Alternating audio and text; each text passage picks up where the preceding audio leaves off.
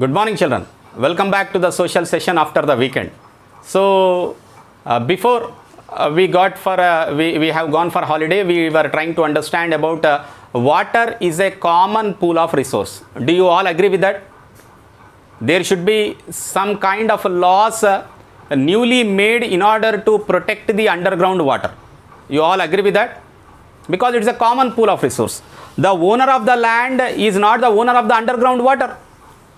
Because the water under this ground got collected as a percolation at different places. It is not because of only this surface which got percolated and that gets gathered there and he becomes the owner. So this attachment of the owner of the land above the surface and the owner of the water below the ground has to be disconnected with the new norms so that the underground water utilization can be efficiently done. And if you keep on putting the bore wells into the deep aquifers, one day entire underground water gets depleted because already recharging is less and utilization is more. As a result of that, you find every summer scarcity of water, isn't it? Our bore wells level, the water level completely gets dry up. So let us see, as I told you at the end of the class on Saturday, that we shall discuss about one such issue that is between the Coca-Cola industry as well as Permutti Gram Panchayat, the dispute over the water usage between these two. So the Panchayat decided this year not to renew the license of extraction of water because of the lowering of the water table in the neighboring areas. Because the water table, the underground water level is decreasing. So the Panchayat has decided not to renew the license of the company, Coca-Cola company.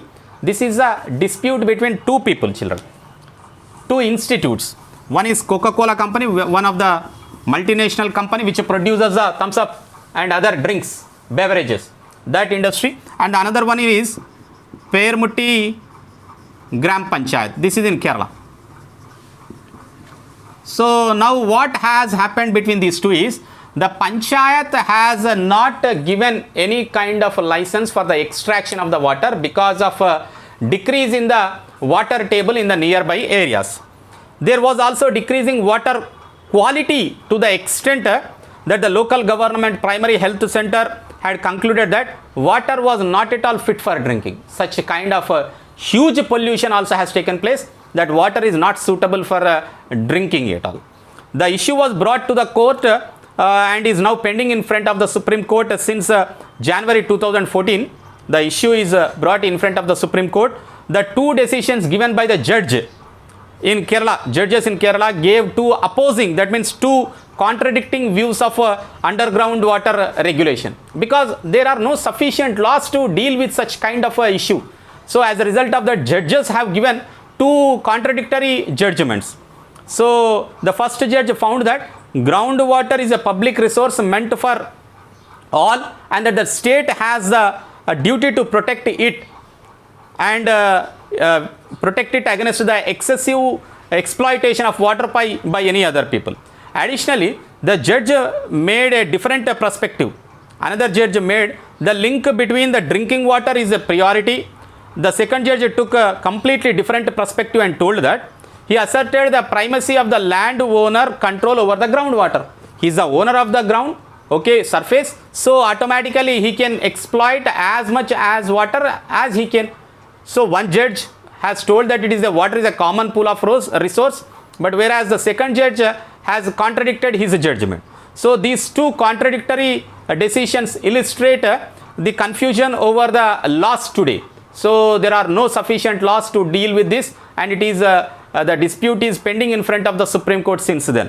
And coming to the conclusion of the Indian rivers and water resources, children, after understanding the planning of water usage in a village, the Tungabhadra river basin problem, the usage of the water at the upper portion and in the lower portion of the basin, and even the issue of Coca-Cola company and Permutti Gram Panchayat. After listening to all these things, we read in the first section about the rivers of the country and the diverse physiographic conditions present in the country and water use for irrigation, for the agriculture, for industries, and whether small watershed concepts, that is Hiware Bazar issue also we have discussed in the beginning. So taking into account the inflows and outflows with this background, we can understand the inefficient and unfair ways in which water is currently being used by the people. How we could be more judicious and fair is examined through the case of Tungabhadra river basin. This is a complex exercise but possible. It is not completely impossible, but it is possible if we make stringent laws to follow by the governments even. So careful planning and social initiative, a more judicious use of water for all its feasible is a feasible activity.